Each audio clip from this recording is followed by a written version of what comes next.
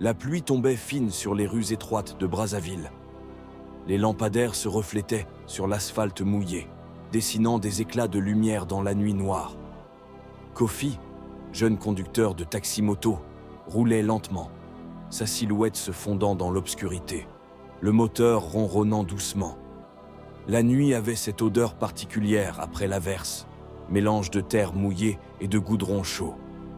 À minuit, près du marché de Bakongo, il aperçut deux silhouettes. Un homme et une femme, debout sur le bord de la route, trempés mais étrangement immobiles.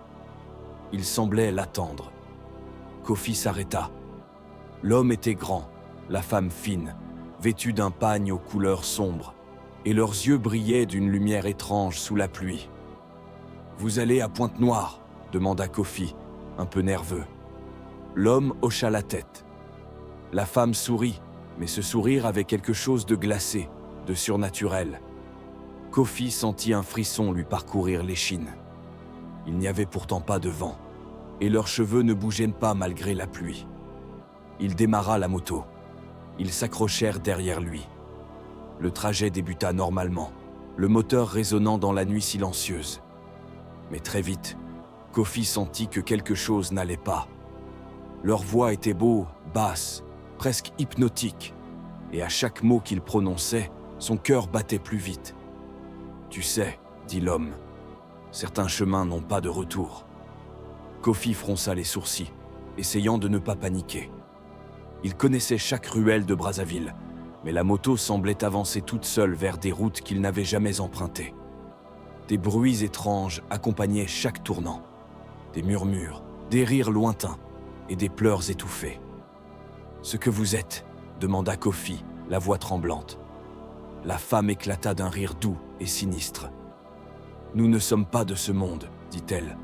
Nous cherchons seulement ceux qui écoutent le cœur des vivants. » Les yeux de l'homme devinrent d'un noir profond, et Kofi vit, derrière eux, des silhouettes sombres qui se glissaient dans les ruelles. Il comprit alors qu'il avait été choisi pour voir ce que personne d'autre ne pouvait voir. La peur s'empara de lui, mais une étrange tristesse aussi, comme si son âme savait que ces êtres avaient une histoire de douleur ancienne et de solitude. Soudain, la moto s'arrêta devant un pont sur le fleuve Congo. L'eau reflétait la lune comme un miroir noir. L'homme et la femme descendirent, et Kofi sentit qu'ils devenaient transparents, comme des ombres prenant la forme humaine. « N'oublie jamais, » dit l'homme, « le cœur de l'homme est fragile, mais il est beau. Respecte la vie, même quand elle pleure dans l'ombre. » Et ils disparurent dans la brume. Kofi resta seul, trempé, le moteur encore chaud, le silence pesant autour de lui. Il rentra chez lui en tremblant, mais avec une profonde gratitude. Cette nuit, il avait vu ce que personne d'autre n'avait vu. L'écho des âmes perdues qui cherchent la lumière dans la noirceur.